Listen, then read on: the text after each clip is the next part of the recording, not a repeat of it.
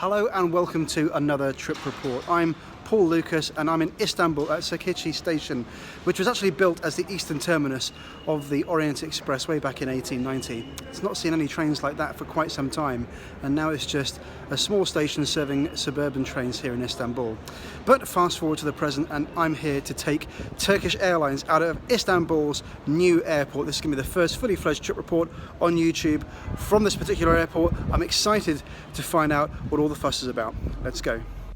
Istanbul is where East meets West, and it's one of my favourite cities in Europe. It's so fantastically photogenic, the hotels are great quality and really cheap, and it's only about 4 hours from London. I've been a few times now and I've enjoyed it more and more every time I've gone back. If you're interested in following me in real time, you should definitely follow me on Instagram or Twitter, where I live blog all of my trips as they happen. I've also got a new website. You should check that out too. If you're into your transport, well, Istanbul has a lot of it. One of my favourite things to do is to take the Bosphorus ferries from one side of Istanbul to the other. There are some fascinating heritage trams, light rail, funicular railways, subways, light rail and even cable cars. Istanbul's current airport, named after Kemal Ataturk, is located some distance from the city. It usually takes around about 45 minutes to get anywhere central in Istanbul. However, the new airport is some distance to the north, and at the moment there are only road links to the new airport. A new metro line will connect the airport with the city, but it certainly won't be open by March the 1st, which is when Turkish Airlines turns this new airport into their hub.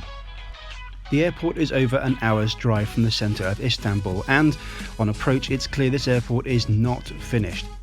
The airport has ambitions to be the world's busiest airport in the next 25 years. It'll be interesting to see if they pull that off. When I arrive, it's clear that there's still a lot of construction work still taking place. Domestic Turkish departures have their own entrance on the east side of the terminal, although it is still physically the same terminal building. International departures will take up the middle and the west.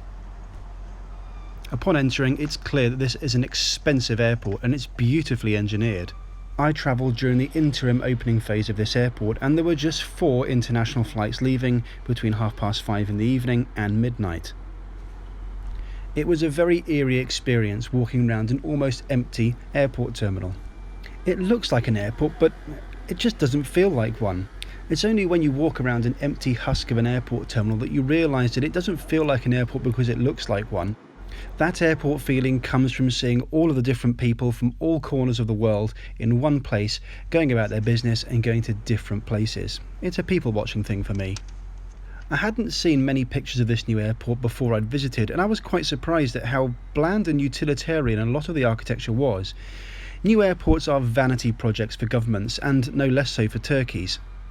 I was struggling to think about what this airport's architecture was trying to say to me. It certainly didn't feel like it was located in Turkey or anywhere in the Middle East. If it reminded me of anywhere, I'd say it was Central Europe, possibly Germany. It is nonetheless an impressive piece of civil engineering. During this interim opening phase, most of the shops are not open, but it's evident that nearly all of the retail units have been sold to tenants. There are some pretty high-end ones too, like Emporia Armani here. As soon as you clear security, of course, you find yourself in the duty-free and shopping area. It's a very pleasant space to be. I can't really convey enough how weird it was to be walking around an airport that was pretty much empty. This duty-free shop in a few months will be completely teeming with people. There's also an upstairs lounge which appears to be some sort of publicly accessible quiet room. However, it's at the top of these escalators and it looks like the mezzanine level here, where it should be, is definitely nowhere near finished. I love the design of this little area. It's going to be full of cafes and restaurants. Elsewhere in the shopping area there's more evidence that this airport is not finished. This tree thing I think is supposed to be a light sculpture, but on closer inspection we can see that it's not plugged in yet.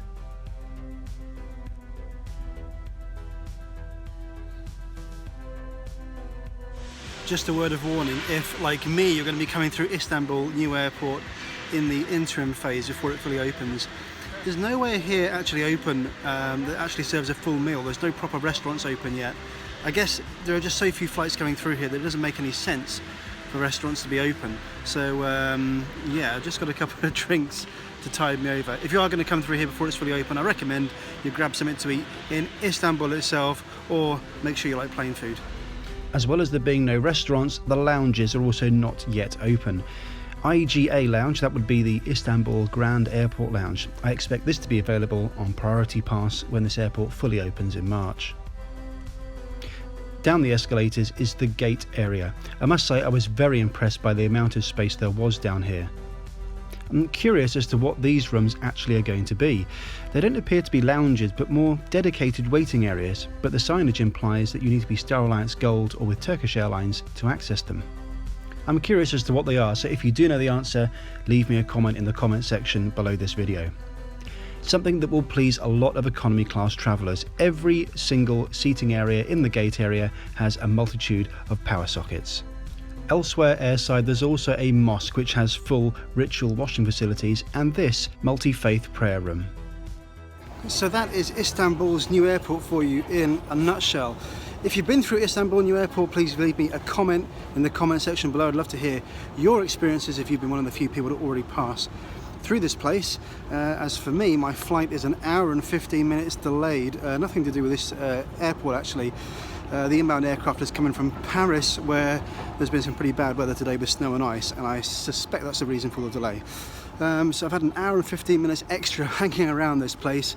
This is my first time trying Turkish Airlines, hoping it goes well. We're off to Baku. Today's flight will be operated by one of Turkish's Airbus A321 aircraft, a staple of their short-haul fleet.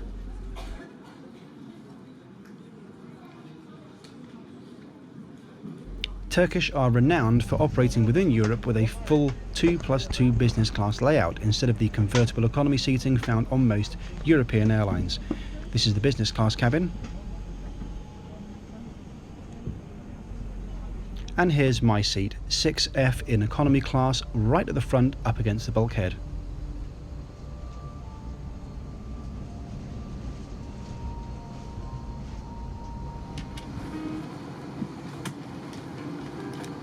Something I noticed as soon as I sat down, the seats have within them a remote control for the in-flight entertainment. More about the in-flight entertainment later on. The legroom in this bulkhead seat is more than acceptable, but you should be aware that if you select a window seat, then the in-flight entertainment screen is going to be mounted slightly off-centre because of the curvature of the fuselage.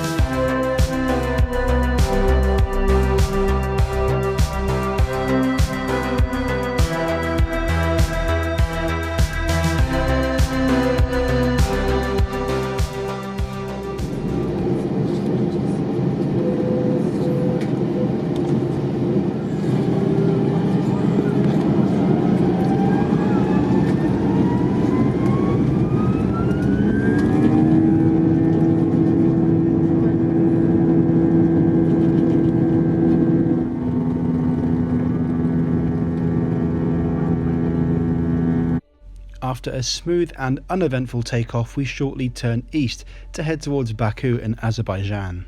As we do so, we get a fine view of the airport, its terminal, and the gate complex we left from.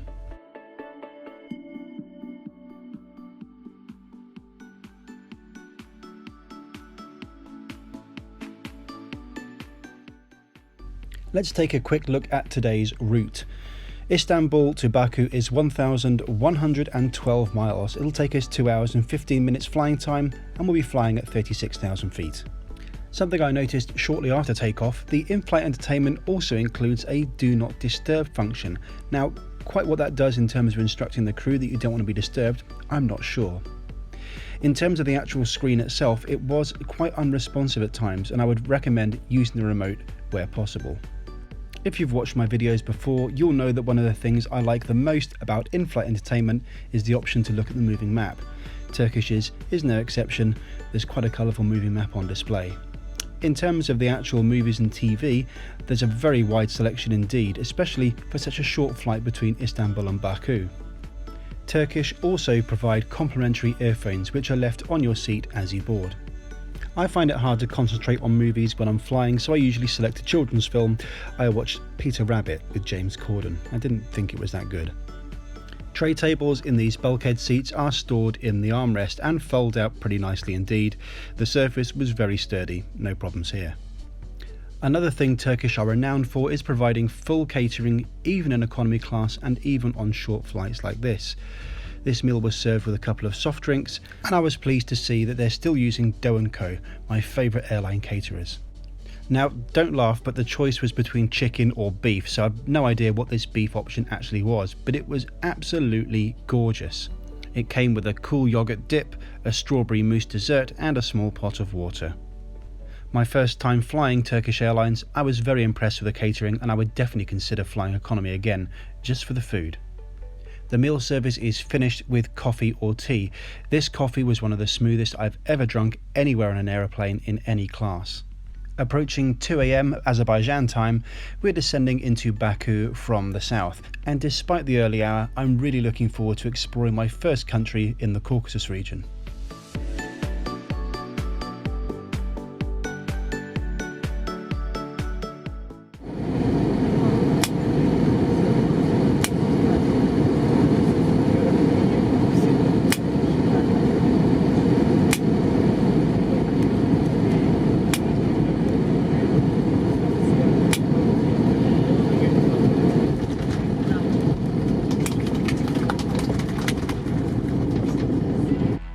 I paid 583 Turkish lira for this flight. That's about £85 or $110 US. My main goals for this trip were 1. To get to Azerbaijan, somewhere I'd never been before, and secondly to try out Istanbul's new airport so I could bring that experience to you here on YouTube. However, I thought the flight with Turkish Airlines was of a very high standard, and that's good because I've got a couple more trips booked with them in business class, and you'll see that on the channel very soon, including their 777-300 ER product. There will of course be an Azerbaijan Airlines review coming very soon, but for now, thanks for coming with me on this trip, and I will see you next time. Don't forget to subscribe.